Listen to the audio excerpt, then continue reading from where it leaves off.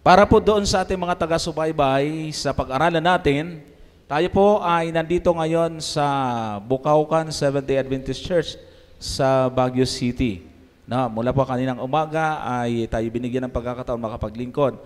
At ngayong hapon ay magpapatuloy po tayo mga kapatid, mga kaibigan, at welcome doon sa ating mga viewers, followers, regular mula sa iba't ibang dako ng mundo.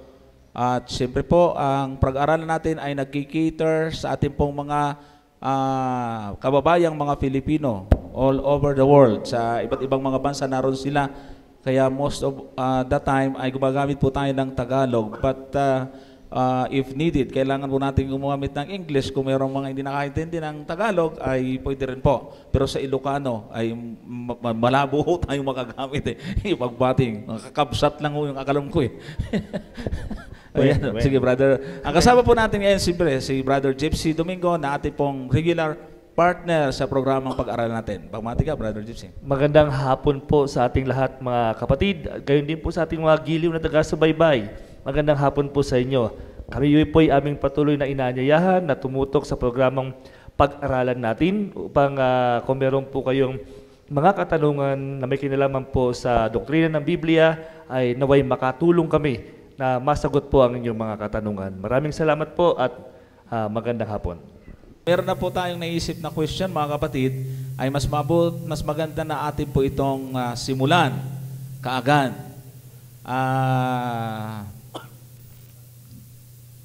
Para po makarami tayo, ika nga. So yung magtatanong ay lalapit lang po doon sa microphone at meron po tayong camera na nakatutok po dyan sa inyo. Okay po? Doon sa Isaiah 66, sabi niya doon sa dulo na verse, yun daw hell, di ba?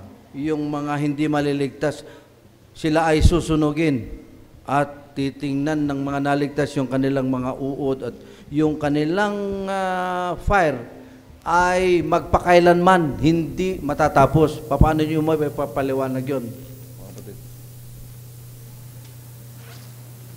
Anong magandang isasagot doon? Kasi may nagtatanong din sa amin yan Ayan, thank you po.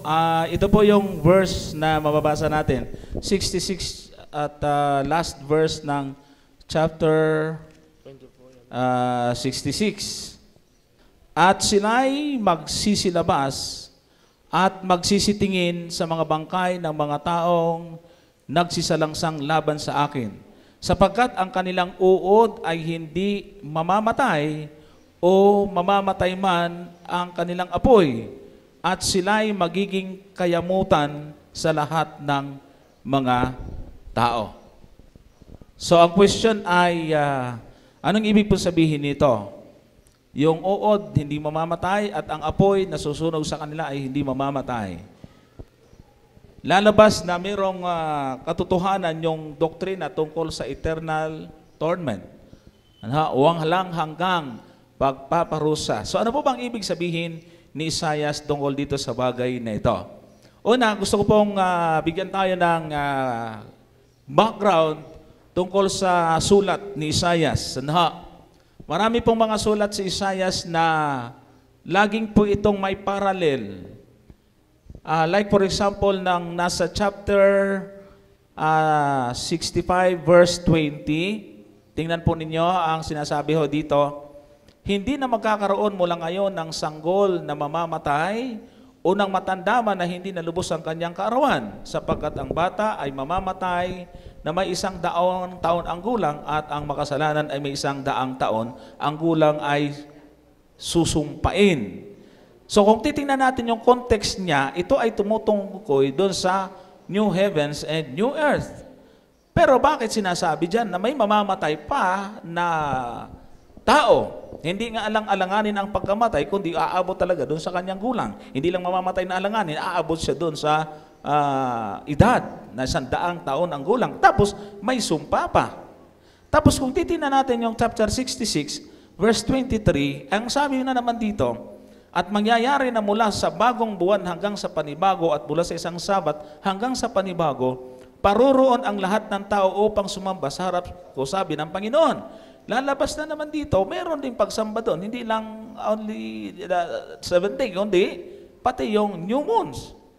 So, ginamit ko po ito para maintindihan natin na hindi lang po yun ang ginamit ni Isaiah sa kanyang mga sulat, kundi gumagamit po siya ng mga pangyayari na umiiral sa kanilang kapanahunan para maipakita niya mabuti kung ano ang kagandahan ng bagong langit at bagong lupa. At the same time, doon sa question ay ang tungkol sa buhay na walang hanggan. So, balikan natin yung question, yung chapter, siguro, banggitin pa rin na rin po natin, yung ibig pong sabihin ng mga ginamit ko pong halimbawang talata. Halimbawa yung 65, verse 20, naibahata doon na hindi na mamatay, na hindi nalubos ang kanyang kaarawan. Ang senaryo na yon ay hindi doon sa bagong langit at bagong lupa. Ano po? Kundi yun yung Kanaan na pagdadalhan sa kanila, yung lupa na Kanaan, pag dumating sila doon, ay hindi na sila mamamatay na katulad ng maagang kamatayan na nararanasan nila sa ilang. At ganoon din naman yung chapter 66 verse 23 ay binanggit niya yung bagong buwan hanggang sa bagong buwan at sa panibago, at mula sa isang Sabat at sa panibago, ay binabanggit ito ni Isaiah sapagkat ang mga Israelites that time ay nangingilin hindi lang sa isang Sabat, kundi pati yung pagsiselebrate nila, ginagawa nila mga festival, yung paglaya nila sa pagkaalipin, ay inaalaala nila, at ang palatandaan ng kanilang pag-alaala ay yung new moon, yung bagong buwan hanggang sa panibago. So, ginagamit niya yon, hindi ibig sabihin ay magpapatuloy sa bagong langit at bagong lupa, kundi ginamit lang niya para makarelate ang mga tao, ang mga Israelita, kung ano yung sinasabi niyang Sabat na magpapatuloy doon sa bagong langit at bagong lupa. Kasi kung hindi niya babanggitin yon, magtatanong yung mga Israelita, hindi naman nila alam na bandang huli, mawawala yung mga seremonyal Sabat. Kaya kailangan niyang banggitin. At the same time, yung chapter 20, yung verse 24, yung pong sinasabi po dito na ang bangkay nila ay uuurin ng hindi na mamamatay at ang apoy ay hindi mamamatay. Alam niyo, pag pinag-aralan po natin yung tinatawag pong Valley of Hinnom, yung Valley of Hinnom, ito po yung pinagtatapunan ng mga bangkay ng mga tao, pati yung mga carcasses ng mga hayop, yung mga patay na katawan nila, ay itinatapon doon at inuuod ito. Ito yung Valley of Hinnom kung tawagan nila. Doon po kinuha yung Gehenna na minsan na itatranslate sa impyerno. Pero actually, ang tinutukoy po doon, ito yung tapunan ng mga taong namamatay. So ito po ay tinatawag po nating figurative. Sapagkat ang Valley of Hinnom, yung mga uod ay pagka wala na yung laman ng namamatay, wala na yung uod. Pag minsan may sinusunog, pag wala na yung susunogin, namamatay.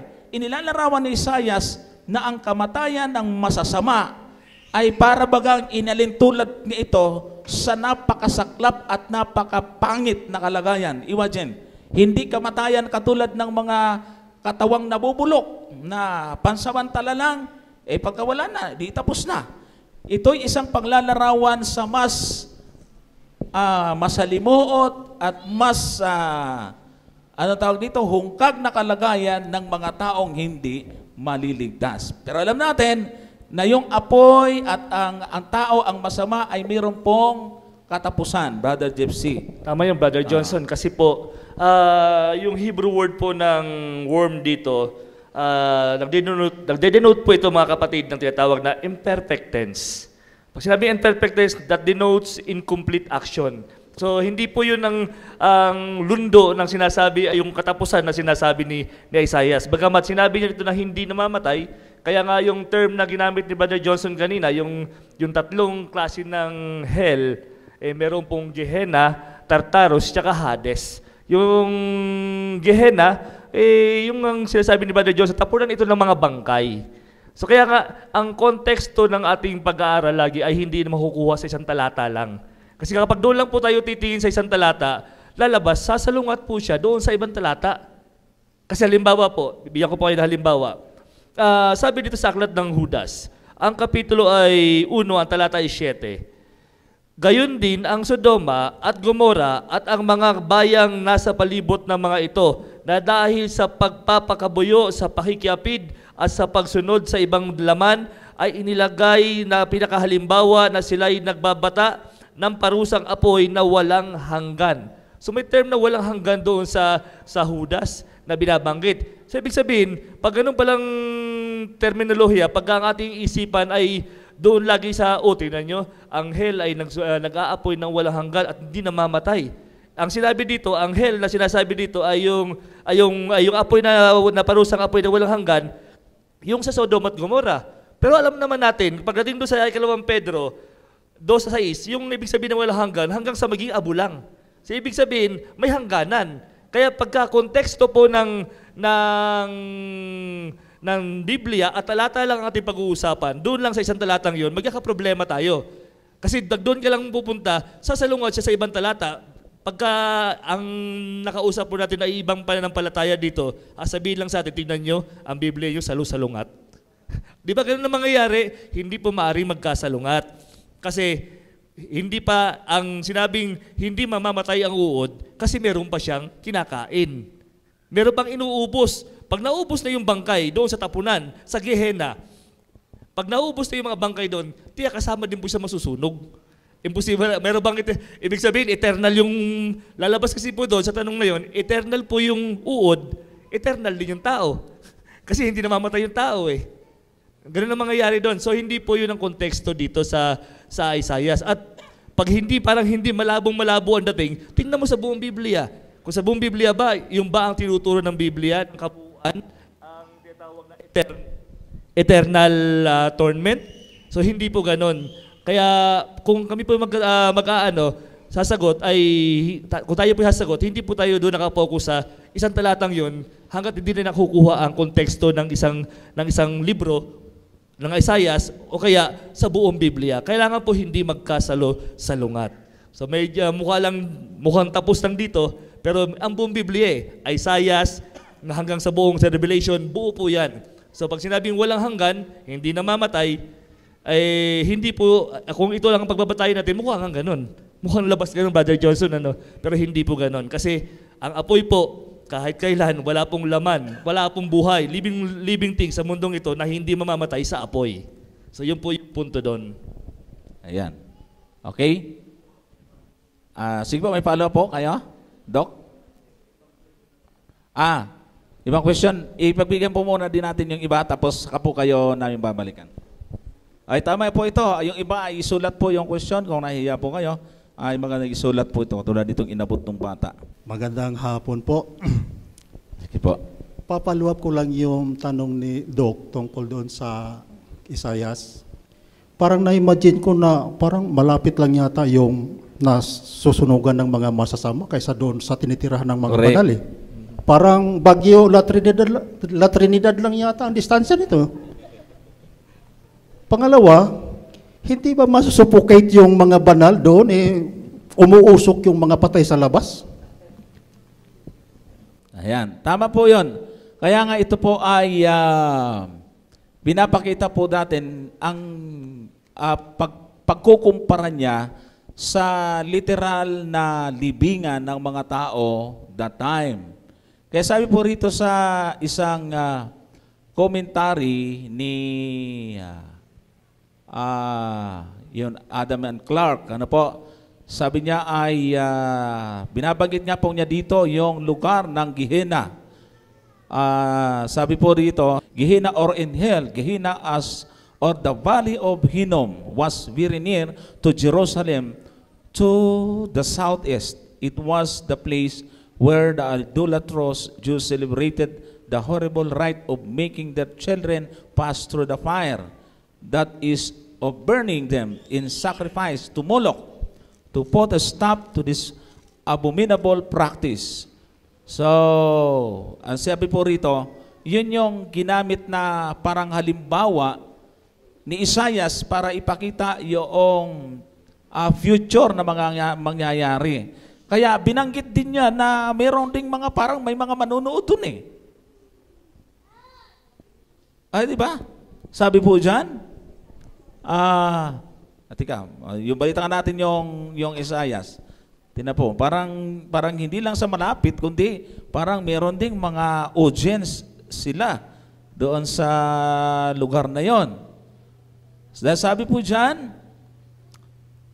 sila'y magiging kayamutan ng lahat ng mga tao. Di, parang may tao doon sa lugar na yon, naiinis sa kanilang kamatayan. So ito po ay isang figurative na pinapakita ni Isaias, yung pong mangyayari na masaklap na karanasan at nakakaawang kalagayan ng mga makasalanan sa kanilang kawakasan. Ano po? Kaya, pag pinag-aralan natin yung aklat ng Isaias, mga kapatid, palagi po siya, lalo na yung, pag tinignan po natin yung New Heavens and New Earth, di ba? Sabi po doon, ay sila'y magtatanim, sila rin ang kakain, magtatayo ng tahanan, sila din yung tutuloy. Yung bata, manginginain, maglalarong kasama ng mga, yung mga leon.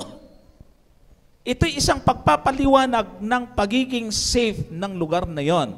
Pero talaga bang actual as in literal na makikita natin lahat ng bagay-bagay na ito? Hindi natin sinasabing hindi. Pero ito'y isang picture out, paglalarawan sa kabutihan at kagandahan ng bagong langit at bagong lupa na inihanda ng Panginoon sa atin. Yan. Kasi parang lalabas din doon, ay magtatanim talaga tayo. Magtatanim tayo siguro, brother, ng repolyo, batatas, o kung ano-ano pa, bagyo pichay, o kung ano pa. Ganon ba ang ibig mong sabihin? Samantalang sa ibang bahagi ng kasulatan ay sinasabi mo doon, pag kumain ka ng bungang kahoy, ay hindi ka na magugutom. So ito'y paglalarawan ng tunay na kalayaan at kabutihan na ating mararanasan doon sa langit na bayan. Tsaka Brother Johnson, lalabas po yun doon dahil ang pinag-uusapan dito sa verse 24 na ito ay yung mga patay. Di ba sabihin, inuud. Yun nga. Sabihin, kung... Sa langit, mayroong uod. Sa langit, hindi, kahit man lang dito sa lupa, bagong langit, bagong lupa pinag-uusapan, ibig sabihin, dito nananahan yung mga tinatawag na mga banal, galing sa langit, mabubulok sila dito, yung mga uod, nandiyan yung mga patay na inuud, ang baho-baho nun, nagsama-sama ang mabaho, nagsama-sama din yung mga banal, pag ganun ang mangyayari. Kaya nga sabi po dito, a worm Hebrew tolera, he probably the maggot, the picture is that of maggots preying upon the dead bodies. Ang maggot na ito, ang kanyang inuud lang, yung mga tinatawag na bangkay.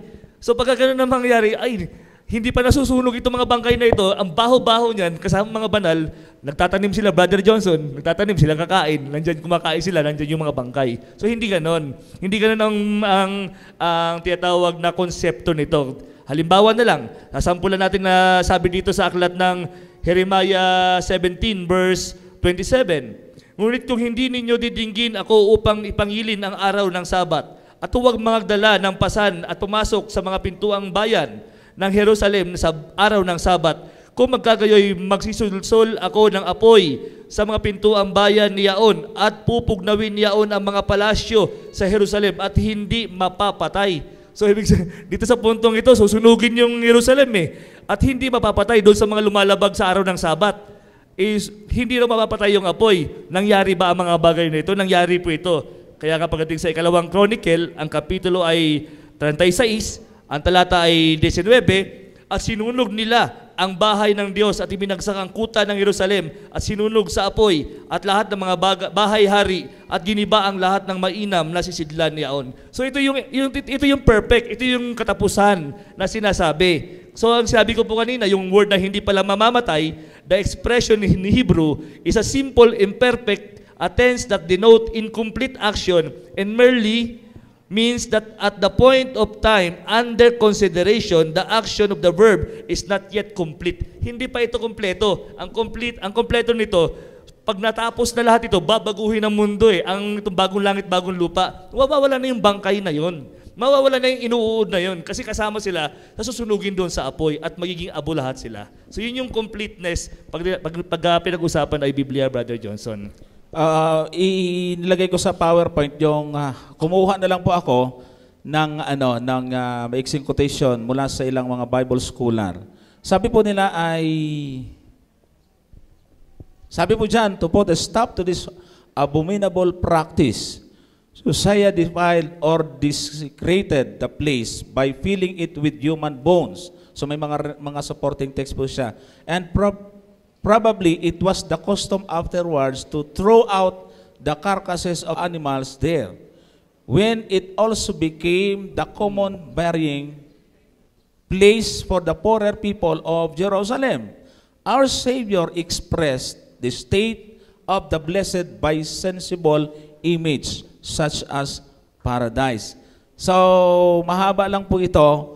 Kaya ang ibig mong sabihin, Ika, dito ay pinapakita lang po. At ang kainamit na halimbawa ni Isaias ay yung mismong Valley of Hinnom na alam ng mga tao para makarelate po sila kung ano ang masaklap na kahantungan ng mga taong hindi maliligtas. Opo.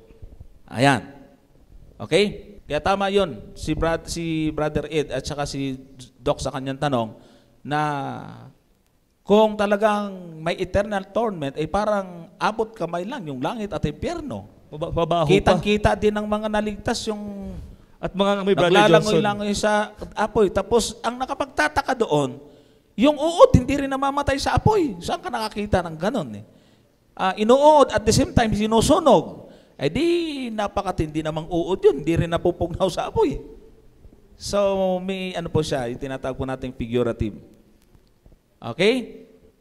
Meron po dito question. Yung written.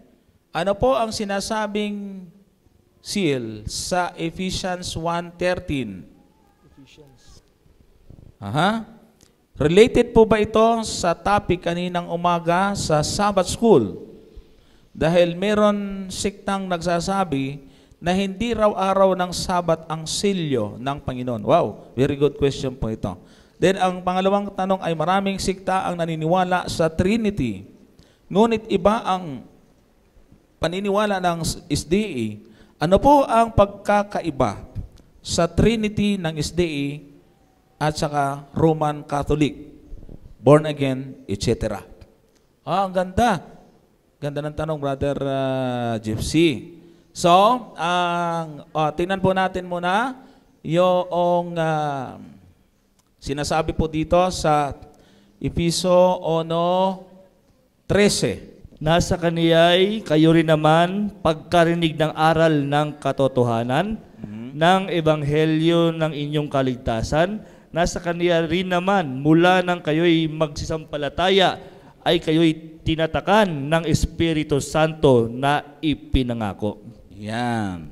So, ang question nga ay related ba ito sa topic kaninang umaga sa Sabbath School? Dahil meron siktang nagsasabi na hindi raw araw ng Sabat ang silyo ng Panginoon. Siguro, kung dudugtungan pa yung tanong, ay hindi Sabat ang tatak, kundi Espiritu. Dahil nga, ang sabi po na dyan sa talata ay tinatakan kayo ng Espiritu na ipinangako. Pansinin niyo po, nakita naman niyo sa screen. Tinatakan ng Espiritu Santo na ipinangako. Yan ba ay nang-ibig sabihin siya mismo yung tatak o siya nagtatatak? Pagpapansinin niyo yung talata, ay tinatakan siya tinatakan ng Espiritu Santo.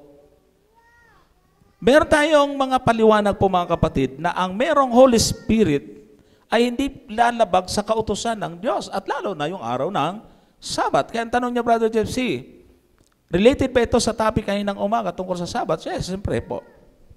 Ang Espiritu, ang trabaho niya ay ipailala sa atin ang mga mahalagang bagay na dapat natin makalimutan. Pag tinatakan ka ng Holy Spirit, hindi ka lalabag sa araw ng Sabat. Yan po ang ibig sabihin po ni Apostol Pablo sa talatang ito. Alam natin, ang trabaho ng Holy Spirit ay ano po? To remind, para ipaalala sa atin at sumbatan tayo sa kasalanan.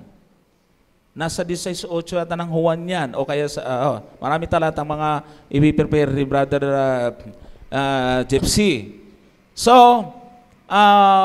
wala hong problema sa talata. Kailangan lang po natin unawain. Kasi kung ang Espiritu mismo ang itatatak sa atin, dapat ay kayo'y tinatakan, ang ipinantatak sa inyo ay ang Espiritu. Kundi sabi diyan, kayo'y tinatakan ng Espiritu na ipinangako. Ano bang ibig mo sabihin niyan? Di ba nangako ang Panginoon, pag alis ko, ay bibigyan ko kayo ng susuguin ang ibang mang-aaliw. Narinig ko kanina yung pinag-uusapan ng women's ministry ay the Comforter. At isa po yan sa trabaho ng Holy Spirit. Mang-aaliw. So, kung pagka tayo mayroong banal na Espiritu, hindi ho tayo lalabag. Hindi ho ibig sabihin ay binuburan nito ang pagiging totoo ng araw ng Sabat bilang tatak po sa atin. Manapa ito ay magkatulong, Brother Gypsy. Yan. At babasahin ko po muna yung konteksto. Nandito naman po yung kasagutan din mismo sa Efeso. Uno, ang kapitulo ay 1, ang talata ay 11, patuloy po. Tayo rin naman, sa Kaniya ay ginawang mana, na itinalaga na niya tayo ng una pa ayon sa pasya niyaong gumawa ng lahat ng mga bagay, ayon sa pasya ng kanyang kalooban, upang tayo maging kapurihan ng kanyang kaluwalhatian.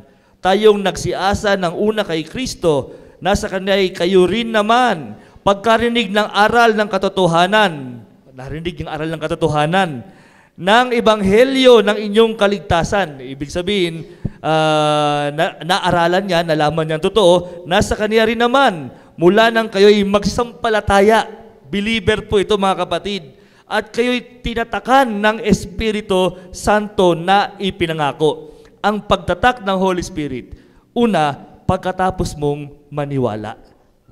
Kaya nga, sabi ni Albert Barnes, sa kanyang commentary, they were thus sealed by the Holy Spirit of promise.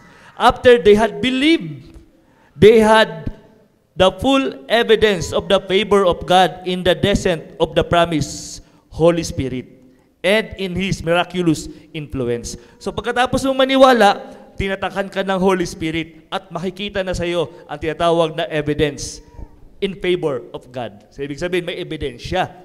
Nakita mo na. Kaya ang pagsisiling po, dalawa. Una, nung new birth mo, pagkabinyag. And then, pangalawa, sa end times. Kaya may siling din po sa end times. Di po ba? Kasabay-sabay yan. Kung familiar kayo sa ating chronology ng last days events, pagbagsak ng National Sunday Law, nandyan na rin yung tinatawag na shaking time, nandyan na rin yung sealing time, sunod-sunod yan, nandyan na rin yung tinatawag na latter rain. So, ibig sabihin, yan mangyayari in the last days. So, yan po ay sealing din ng Holy Spirit. Kapag may tatakan ng Holy Spirit, makikita sa iyo ang pagsunod sa araw ng Sabat. Ganun yun yung Sabat ay outward kasi yun yung makikita sa iyo, yung evidence na ikaw ay nasa favor ng Panginoon. Okay. Ang next question ay, maraming sikta ang naniniwala sa Trinity. Ngunit iba ang paniniwala ng SDA. Ano po ang pagkakaiba sa Trinity ng SDA, Roman Catholic, born again, etc. So ibig sabihin, ano ang kaibahan ng ating paniniwala sa Trinity sa paniniwala ng Katoliko at iba pang mga born again Christian group? Maganda po yung tanong na to. Tayo po ay naniniwala doon sa Trinity. Ng ating pong binagbasihan at pinaghanguan ng ating interpretasyon ay sa Biblia po mismo. Dahil sa ating panahon ay marami po ang nagsasabi na tayo po ay ang Trinity natin ay hango sa Catholic. Hango daw sa Katoliko. Pero pag tinignan po natin yung ating fundamental beliefs ay wala mang referensya galing sa Katoliko.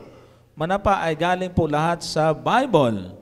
Maganda yung tanong niya kasi ang sabi niya, paano ang kaibahan ng ating paniniwala sa Trinity ng Catholic? Nandun lang sa aking laptop ang PowerPoint, pero meron po akong presentation ng Trinity ng Catholic Iba po sa ating pong paniniwala, mga kapatid. Dahil ang Holy Spirit ay resulta o nanggaling, ang pinanggalingan ng Holy Spirit ay naging produkto siya ng pagsasama ng Ama at Anak. Yun ang Catholic, paniniwala ng Catholic sa Trinity. At yung ibang Trinity naman, ng ibang mga pananampalataya ay mayroong pong mayroong pagkakaungusan. Ang tawag dito, mayroong, anong magandang termina dito? Oo, meron siyang mas mataas. Mas mataas ang Ama. Mas mataas yung Ama, Sa mas Anak. mababa-baba yung Anak, at ang Holy Spirit ay hindi rin kapantay ng kanilang kapangyarihan. Yun po, sa atin po ay iisa po ang pantay-pantay ang kanilang nature. Kasi ang pagka-Diyos ay isang nature, isang likas.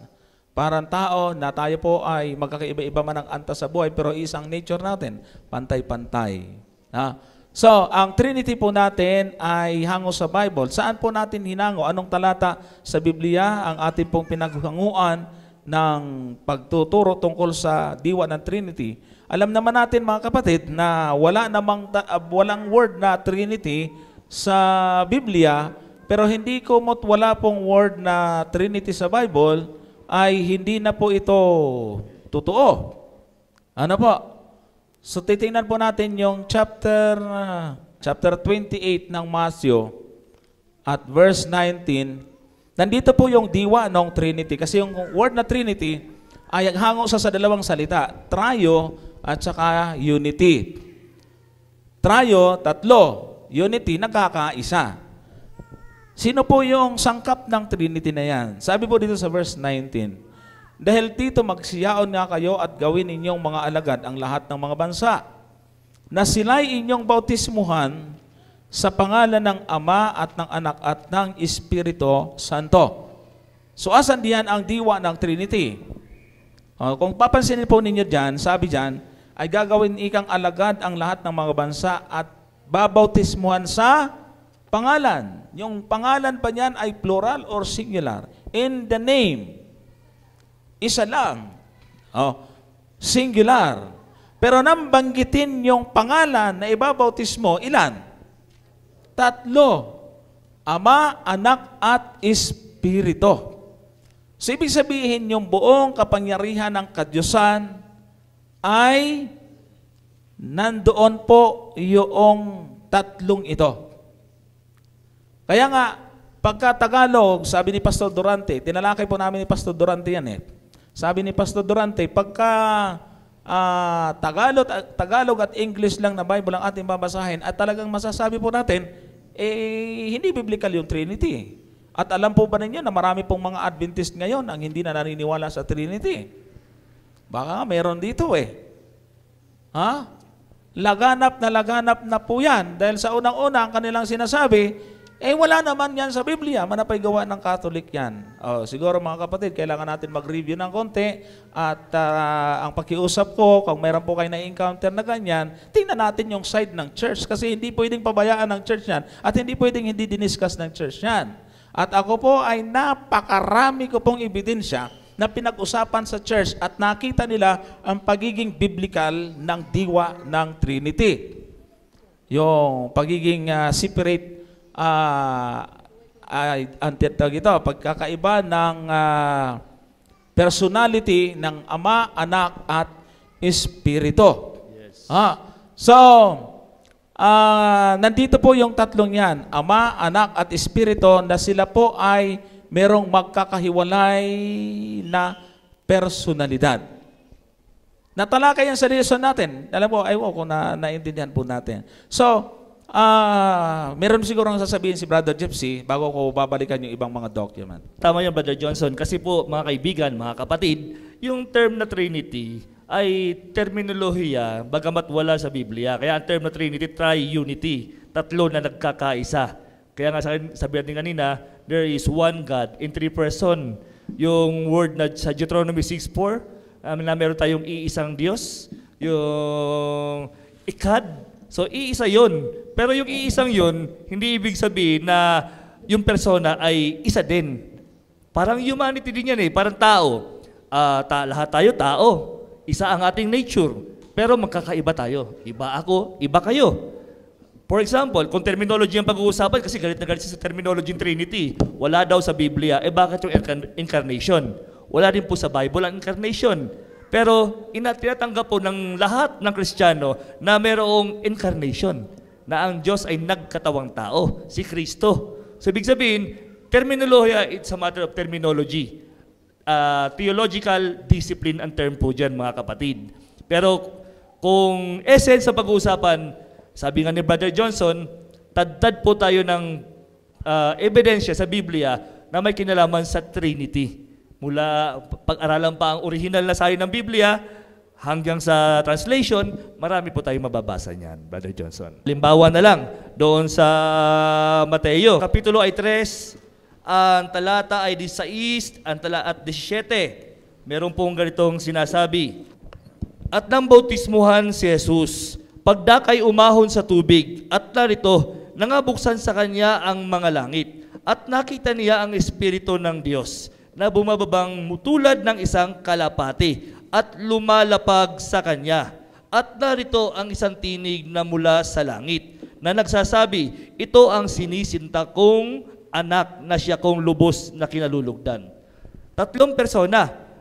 Ang tagpo ay baptism ng ating Panginoong Jesucristo. Nang siya'y bautismuhan, bumaba ang banal na Espiritu na katulad ng isang kalapati. So dalawa na ang persona. Tapos yung bumaba yung kalapati na ang Holy Spirit na in the form of the dove, nagsalita galing sa langit. Yung tinatawag na boses ng Ama. Ito ang sinisinta kong anak. So meron tatlong role player sa tagpong ito na galing sa langit, isa tinutubog sa tubig, isa bumababa. Na parang nag-anyong kalapati. Holy Spirit, Father, and Son. Nandoon yun, mga kapatid. Ngayon kung sasabihin ng iba na isa lang, ang Ama lang, ang Anak at ang Holy Spirit ay isa, magkakaproblema po, mga kapatid. Kasi lumalabas parang drama ang dating nito. Na si Kristo din pala yung Ama, binautismuhan siya, nagsalita yung boses niya doon sa langit, tapos bumaba yung Holy Spirit. Medyo hindi po siya logical. Sa totoo lang po, kahit na bata po ang magbasa nito, makikita na meron pong 3 persona. Kaya nga naniniwala tayo sa Trinity, Brother Johnson. Okay. Since na-open po ito, mga kapatid, dahil ito po ay isa pong very alarming na doktrina na pumasok sa church. So in case na mayroon kayong kakilala na medyo na-influensyahan na ng anti-Trinitarian doctrine sa loob ng iglesia, ay kaya kinuha ko na lang din po itong laptop kung saan nandun po yung ilang mga references na makakatulong po sa atin kung paano po dapat nating tandaan at kilalanin na ang ating iglesia ay mayroon po talagang ibinigay na otoridad ang Panginoon na kung ano po ang pinagkaisahan ay yun po ang dapat po natin panghawakan. Dahil marami po ngayon ang may mga position sa church pero hindi naniniwala sa Trinity. Pasintabi kung meron po dito, dahil gusto ko po na lumagay tayo sa stand ng church. Una, gusto ko po munang ipakita ito, mga kapatid, na ang Diyos ay kumpleto sa kaloob sa kanyang iglesia. Sa 1 Corinto 12:28, ang Diyos ay naglagay ng ilan sa iglesia. Una-una yung mga apostol, ikalawa yung mga propeta, ikatlo yung mga guro, saka mga himala, saka mga kaloob ng pagpapagaling, mga pagtulong, mga pamamahala at iba't ibang wika. So ibig sabihin, ang tunay na iglesia ay pinagkalooban ng Diyos. Ngayon, naniniwala tayo na tayo ang tunay na iglesia na mayroong kumpletong kaloob. Sabi po daw sa ating pong SDA Church Manual, sabi po rito, I have often been instructed by the Lord that no man's judgment should be surrendered to the judgment of any other one man. Never should the mind of one man or the minds of a few men be regarded as sufficient in wisdom and power to control the work and to say what plans shall be followed. So, may instruction ang Panginoon, mga kapatid, na wala daw taong hahatulan sa magitan lang ng isang tao, hindi sa pamagitan ng kaisipan ng isang tao, kundi ito pa ibig sabihin ay pinagbubutuhan sa pangkalahatan. Kaya nga sabi po dito, But when in general conference, the judgment of the brethren assembled from all parts of the field is exercised. Private independence and private judgment must not be stubbornly maintained, but surrendered. Never should a laborer regard as a virtue the persistent maintenance of his position of independence, contrary to the decision of general body. So, ibig po sabihin dito mga kapatid ay malinaw na kung anong pinagkaisahan ng General Conference, ay yun ang dapat natin i-apply.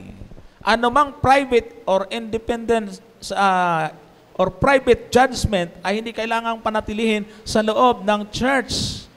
So, manapa, ang sabi po dito ay dapat na magpasakop. Bakit ko binabasa ito? Sapagkat yung mga anti-Trinitarian Adventist ay hindi na po kinikilala yung decision at yung mga lumalabas nating statement galing sa General Conference. So ano po ang stand ng ating iglesia? Official stand pagdating sa Godhead. So sabi po dito, kukuha po tayo ng mga babasahin galing mismo sa ating church, sa otoridad na ibinigay ng Diyos sa iglesyang ito.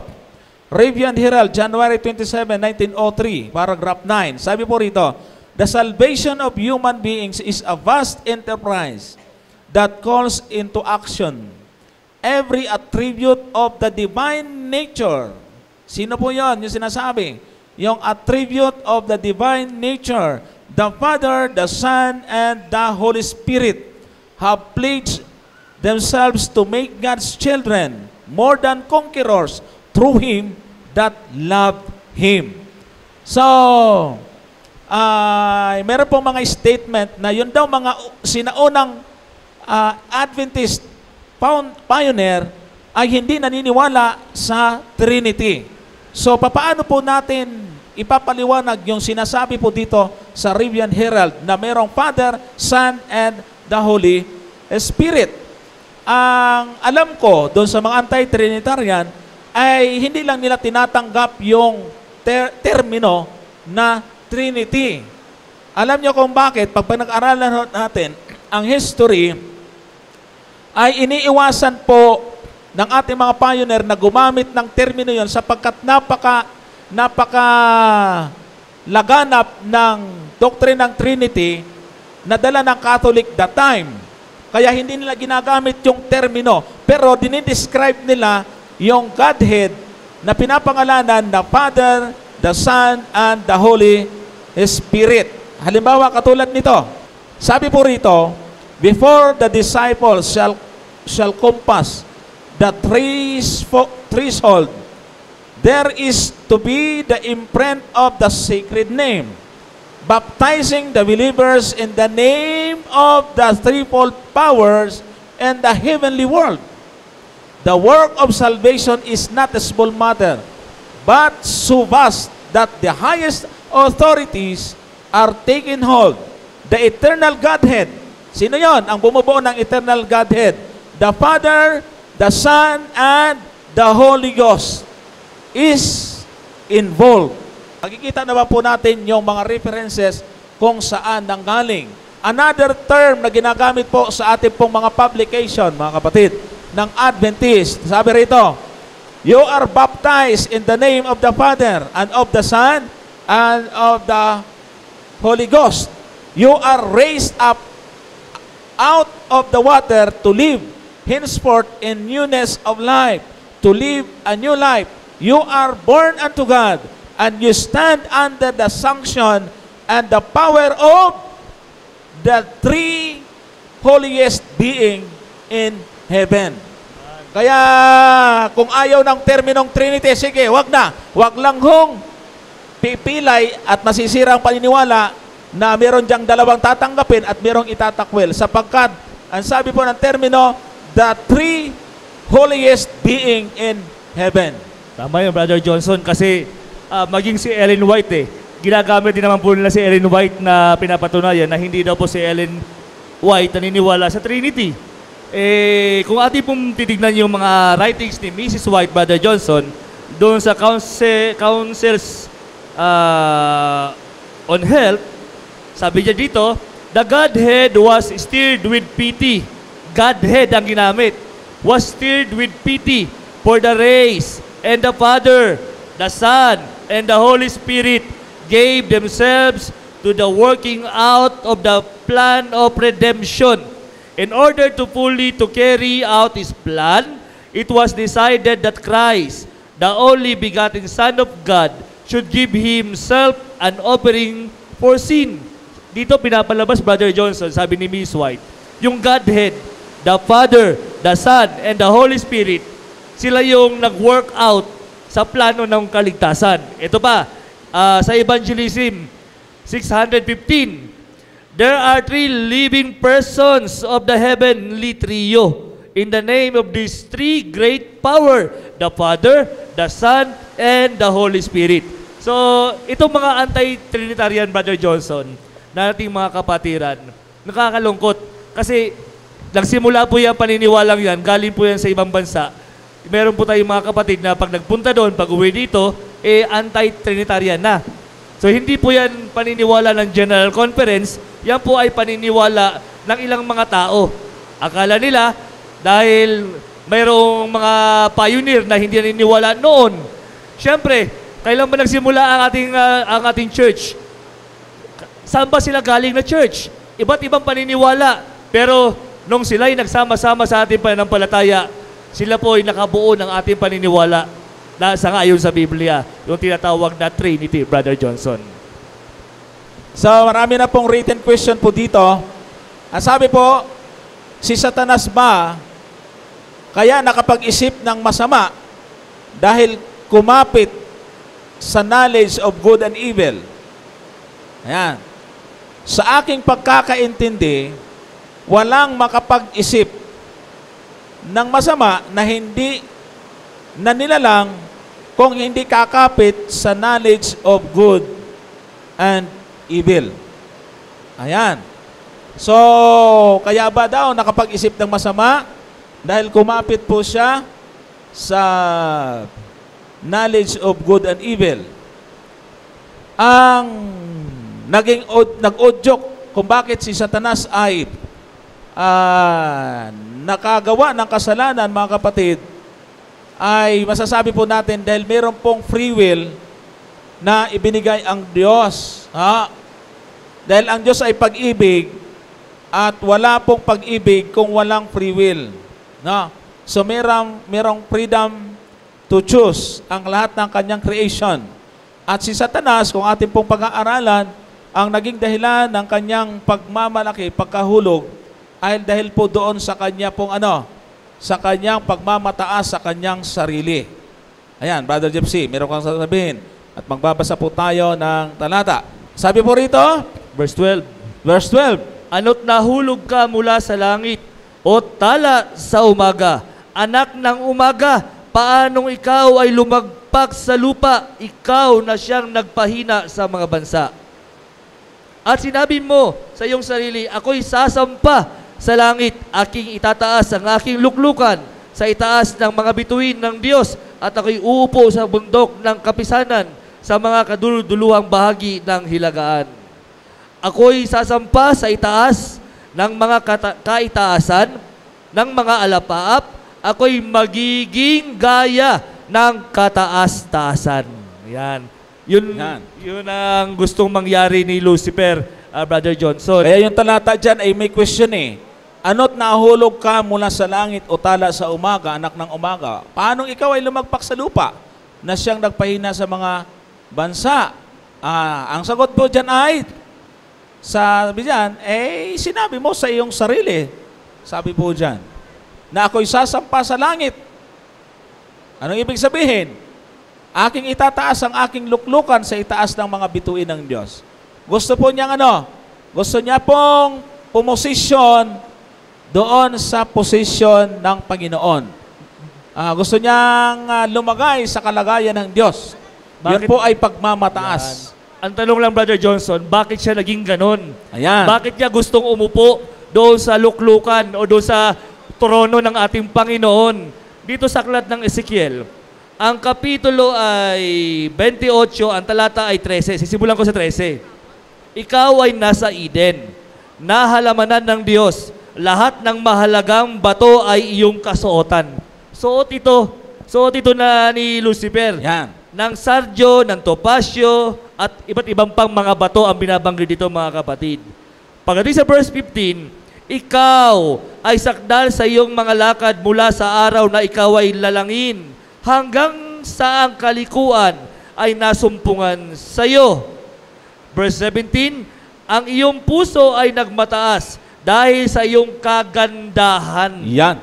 Iyong ipinahamak ang iyong karunungan dahil sa iyong kaningningan. Aking inihagis ka sa lupa, aking inilagay ka sa harap ng mga hari upang kanilang masdan ka. Sa mga tuwid, kaya gusto niyang lumuklok sa luklukan ng Panginoon kasi mga kaibigan, mga kapatid, yung kanyang puso nagmataas. Maganda kasi siya. Maganda ang kasuotan, maganda ang itsura, matalino. Ibig sabihin, lahat halos na sa kanya na. Nung makita niyang gano'n na siya, yung kanyang free will gumana.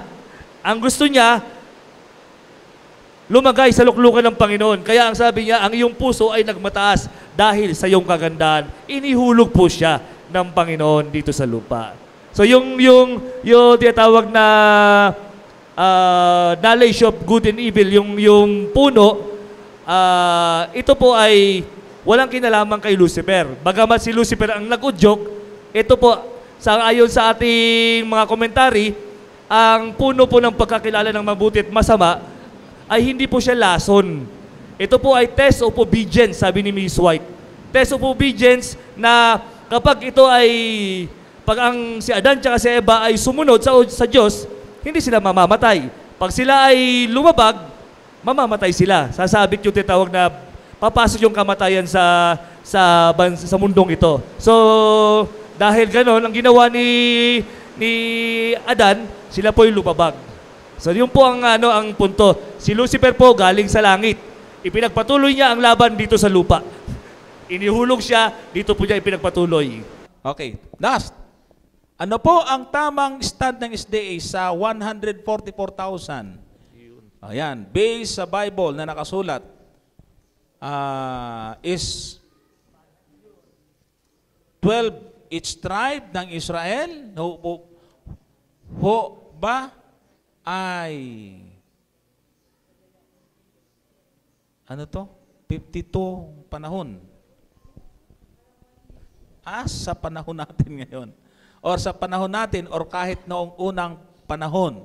Ito ba ay symbolic or literal? So, great multitude na maliligtas.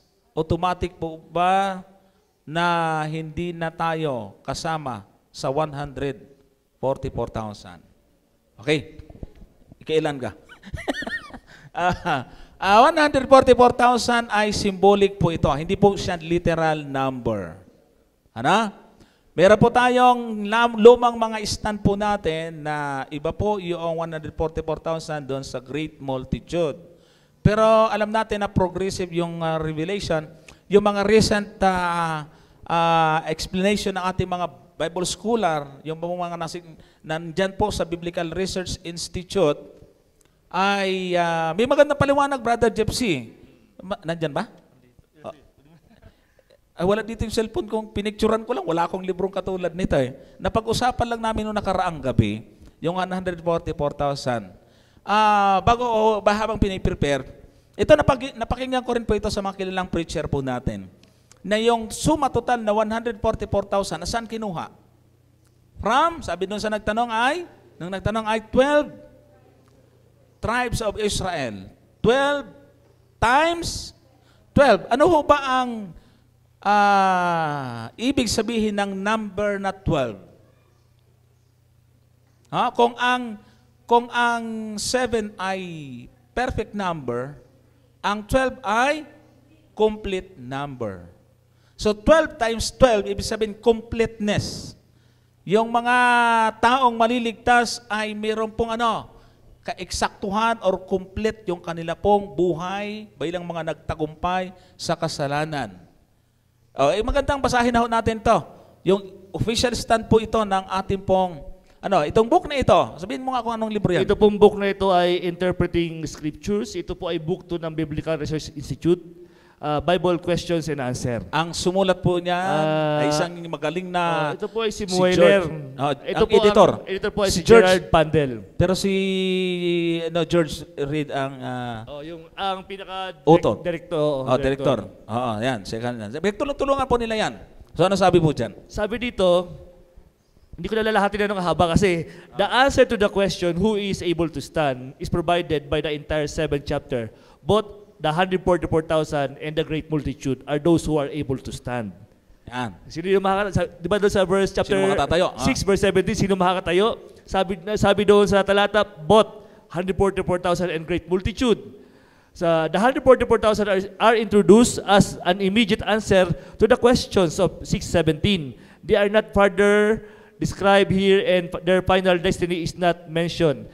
However, the great multitude receives a more detailed description and is depicted as standing before God. The same term to stand is used in 6:17 and 7:9. So, dito na po tayo sa bandang huli. It seems best to understand the 144,000 and the great multitude as the same group. The great multitude does not comprise the redeemed ones of all ages. They are not the focus of Revelation 7. But this does not deny that there will be saved ones from all ages. In fact, this is implied in chapter 14 verse 4 by calling the 144,000 first fruits of a larger universal harvest. So, ito po ang context mga kapatid. Ano ba ang revelation? Ang revelation para kanino? Sa nakaraan o sa future? Sa end times? Sa end times, di ba? So, ang chapter 7 ay pang end times. May tribulation na pinag-uusapan. Nung pumasok ang 144,000, sinong makakatayo doon sa tribulation? Ang sabi, 144,000. Nung dumaan sa tribulation, paglabas ng tribulation, sabi ng mga matanda, sino itong mga taong ito? Ang sabi, yan yung mga pumasok o dumaan sa Great Tribulation. Natatakan yan. Kung tingnan mo yung context, Brother Johnson, isa lang ang pinatutunguhan, 144,000 papunta sa great multitude. Kaya nakita ni Mueller siguro na sa kanyang pag-aaral, nakita niya yung tinatawag na logic ng context ng chapter 7 ay ito'y tumutukoy sa isang tinatawag na grupo ng tao. Same grupo ito sa huling panahon. So yun po yung kanyang pananaw. Pero bagamat mahaba po ito, yun lang po muna kasi medyo pag ating discuss to, isang topic ito. So yun po ang ating masagot pansamantala. Hindi po ating answer yan. Yan po ay kinuha lang po namin sa ating pong authority. Interpreting Scriptures.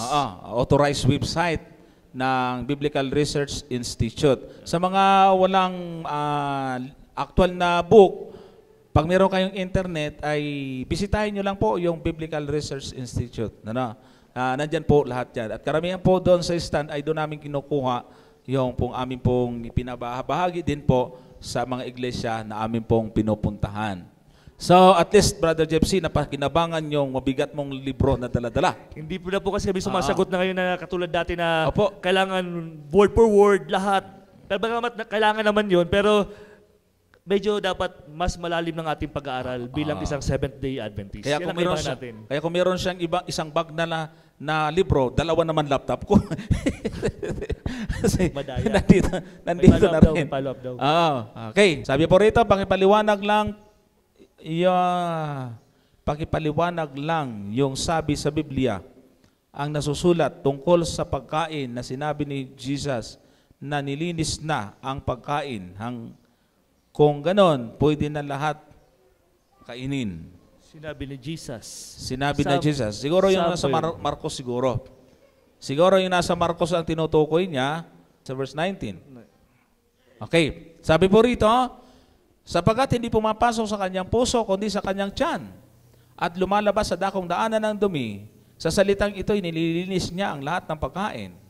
So, si Jesus nga naman nagsalita dito. So, ang sabi po niyang nagtanong dito ay atin daw po itong ipaliwanag. Tama po. Kailangan po natin ipaliwanag kasi pag hindi, baka maging malabo. Dahil nga pagka hindi po natin inunawa ito mabuti, talaga kahit ano. Sabi nga nung nagtanong, ibig ba sabihin nito, pwede na kahit ano. Hasta kaya ng sigmura mo, hala, tira. Ganun po ba ang ibig pong sabihin nito? Siyempre po, doon po rin tayo sa context, mga kapatid. Mahalaga na alam po natin, bakit ba sinabi ng Panginoon ang mga salitang ito? Binabago na ba niya ang mga kautusan na kanyang dinatnan at utos mula mismo sa kanyang ama na sinasabing merong marumi at ang ipinakakain lamang ay yung malinis? Dito ba sa mga salitang ito ay pinapahintulot niya ang mga ipinagbabawal noon? Aalamin po natin. Bakit sinabi? Siyempre po, yung context. Ano po ba ang dahilan? Bakit lumitaw ang mga salitang ito? Tingnan po ninyo. Verse 2, siguro ay simulan natin sa verse 1. Tuloy muna natin ito hanggang verse 5. Sabi rito, At nakisama sa kanila ang mga Fariseo at ilan sa mga eskriba na nagsipanggaling sa Jerusalem. At kanilang nangakita ang ilan sa kaniyang mga alagad na nagsisikain ng kanilang tinapay ng may kamay na marurumi sa mga tuwid bagay, mga kamay na hindi hinugasan. Sapagkat ang Fariseo at ang lahat ng mga Hudyo ay hindi nagsisikain, kundi muna mga hugas ng maingat ng mga kamay na pinanghahawakan ang salit-saling sabi ng matatanda. verse 4. At kung nagsisipanggaling sila sa pamilihan, kung hindi muna mga hugas ay hindi sila nagsisikain, at may iba pang maraming bagay na kanilang minana upang ganapin, gaya ng mga paghuhugas ng mga inuman at ng mga saro at ng mga inumang tanso. Verse 5. At siya'y tinanong ng mga Pariseo at mga eskriba, bakit ang iyong mga alagad ay hindi nagsisilakad ng ayon sa salit-saling sabi ng matatanda, kundi nagsisikain sila ng kanilang tinapay ng mga kamay na karumal-dumal? Yan. So, yan muna sa Ayan na. verse 5. Maliwanag po doon sa konteksto, ang kanilang pinag-uusapan ay tungkol doon sa pagpuna ng mga Pariseo dahil ang mga alagad ay kumain nang hindi naghugas ng kamay, which is labag daw yon, sabi sa talata, sa salit-saling sabi or tradisyon ng mga matatanda. Dahil sabi po doon sa binasang talata, ay hindi dapat sila kakain kung hindi muna maghugas ng kamay. Kaso ang mga alagad, hindi naghugas ng kamay, kumain. Ano yung kinain? Tinapay, bread, bruma, pagkain, hindi ho bawal. At never na tinawag pong pagkain ang mga pinagbawal sa Old Testament. Nang dumating ang New Testament, hindi po nila ito tinatawag na pagkain dahil bawal nga. So ang terminong ginagamit is bruma. Ang ibig sabihin ay eatables or ipinahintulot na kainin. So ito po yung sinasabi ng Panginoon doon sa verse 19 na pag kinain mo ay hindi naman ito pumapasok sa puso kundi sa tiyan at inilalabas sa lakong daanan ng dumi. Sa salitang ito, nililinis niya ang lahat ng pagkain. Sa may hawak na Bible, yung salita po dyan na sa salitang ito, nililinis niya ang lahat ng pagkain, naka-italize po yun, nakapahilis. Na ibig sabihin ay wala po ito sa original. Wala po doon yung tinatawag pong sa salitang ito. Salita yun. Wala po yun. Granting na lang, Brother Johnson. Okay, granting. Kunyari, totoo. Granting, mga kaibigan, mga kapatid, na totoo nga yung nakasulat dito. Nakasulat lang ha. Ang sabi dyan, sa salitang ito'y nililinis niya. Yan. Ang lahat ng pagkain. At tanong, sino po yung naglinis? Ayan, nagsasalita dyan, si Kristo eh. Kung si Kristo ang naglinis, sasabihin naman ng iba, si Kristo, siya lang ngayon nagsalita eh. Sino yung niya na tinatawag Sino yung niya? niya ang tinutukoy niya? Dapat sinabi niya, sa salitang ito'y nililinis ko. Dapat first person. First person. Eh, nangyari, hindi ganon. Second Sa salitang person. ito'y nililinis niya. Ibig sabihin, hindi siya yung niya. Hindi siya yung niya ang tinutukoy dito. Aha. Kaya nga po, kumuha po ako, buti lang meron pong ganitong The Way, Living Bible. Ito po yung sinabi po dito. For food doesn't come in contact with your heart, but only passes through the digestive system. Yun, ang ganda. By saying this, he showed that every kind of food is kosher. Kosher. Di ba? Pag kosher foods po, ito may pagkain nito ng mga Hudyo. Kaya pwedeng kainin. Kaya sino po yung niyang tinutukoy? Hindi po si Kristo. Kasi magiging hindi maganda ang tinatawag na kalalabasan ng grammar na ikaw na yung nagsalita, ang tinutukoy mo pala sarili mo, niya ang ginamit mo. Yung niya na tumutukoy ay doon sa taong kumain. Kumain. Siya rin po yung sinasabing, sapagkat hindi pumapasok sa kanyang puso. Yung niya doon, yun din po yung kanyang puso, yung may puso na kumain. So digestive system pala tinutukoy. Kaya yung grammatical formation niya, yung niya hindi nagbabago. Yung subject, ang tawag doon syntax no? Syntax natin analysis yung po ang tawag natin analysis doon. dyan. So, yung kanya na may puso, yun din yung kanya na naglilinis. Ibig sabihin, yung taong kumain nung tinapay, na kahit hindi siya naghugas ng kamay, mayroon naman tayong digestive system. Sabi po dito, na dinadigest at inilalabas yung waste, yung dumi, yung sustansya, ay pinapakinabangan ng ating katawan. Kaya nga So, hindi si Jesus po yung naglinis ng baboy at saka iba pang kaya mga nga sa karmalduman. technical term ng Hebrew ay ng Greek, ang word na karumal-dumal ay akatarton. Yan. Ang malinis ay bromata. So ang ginamit po dito na sa pagkain ay hindi po akatarton, kundi bromata. So ibig sabihin, broma, pwedeng kainin. Ang akatarton, karumal-dumal. Since the term ay ginamit ay pagkain, mga kapatid, kahit kailan, hindi po sinabi ng Biblia na ang pagkain ng mga karumal-dumal ay pagkain. Kaya ang term niya, huwag kayong kakain ng mga hayop na merong baak ang paa at hindi ngumunguya. So ibig sabihin, hindi niya sinabing, huwag kayong kakain ng mga pagkain ito. Walang ganong term na ginamit. So, yun po ang mga ilan sa ating masasabi na kapatid. Okay, next. Bilisan natin, marami pa ito, padami ng padami. Ang paniniwala ng born again na sa Biblia na ang secret rapture. Pakipaliwanag po ang belief natin tungkol sa biblical rapture. Oo, tama po. Meron po talagang problema tungkol doon sa secret rapture. Pag tinanong po natin yung mga kaibigan po natin born again, ito pong secret rapture ay tumutukoy sa pagdating ng ating Panginoon at pagkuha sa mga maliligtas. So, actually wala namang terminong rapture sa Bible eh. Ang marapa, ang tinutukoy na rapture is yung pag-agaw na mababasa po natin sa aklat ng unang Tesalonica 4 at ang talata po ay 16.